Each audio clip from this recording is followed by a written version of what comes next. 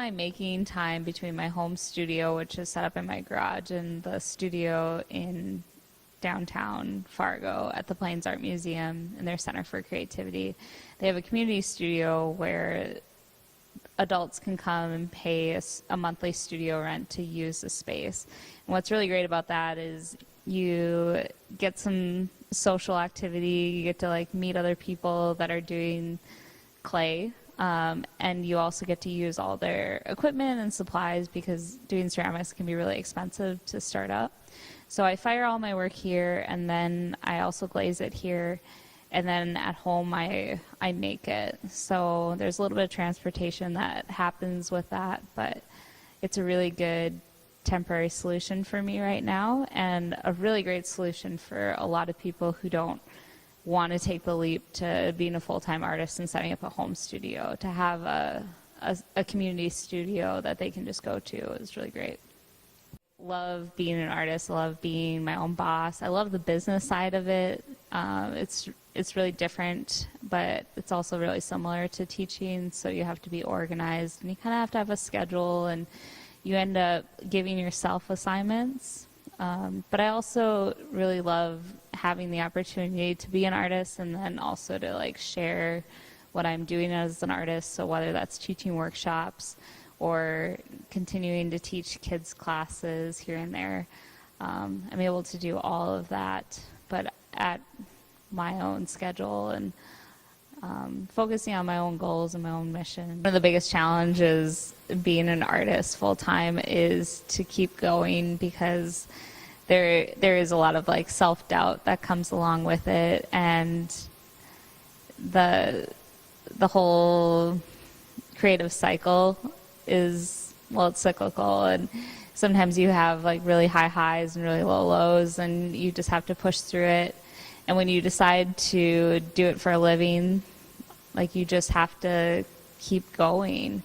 A lot of people ask like how I do what I do, and I think the best answer you can give is you just keep doing it. Like, you just do it.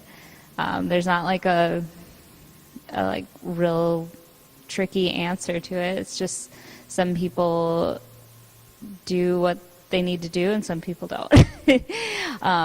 One of my favorite artists, she said that when asked how she got to where she is today, she said, I just never quit. There were a lot of people that she knew that just stopped doing what they were doing, whether it was making art or something else, and she just never quit, and that's why she is where she is today. And I think that that's really true, and it can be as simple as that.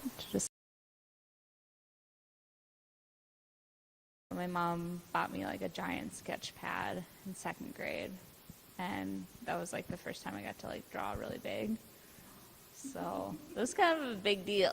So I was always, I'm the middle child out of 3. I have an older brother, a younger sister, and as a middle child, I was oftentimes like the one that would just play alone. And I ended up just coloring a lot as a kid and like doing art projects. So my mom bought me a huge sketch pad when I was in 2nd grade, and I would draw Disney characters from the backs of our VHS tapes on this giant sketch pad and tried to like fill it up. And my grandpa was also like a big influence. He would let me make whatever I wanted to make, and he was a woodworker. So when I would see him, we always had a project, and he had no limits to what we could create. So.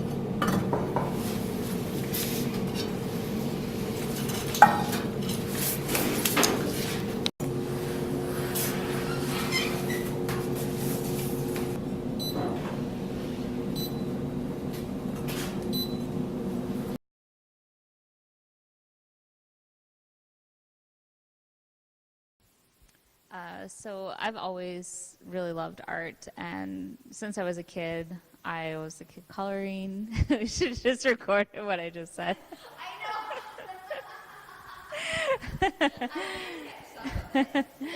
Okay, so should I hold it like here then? Because you're not really. Okay. You ready? Okay.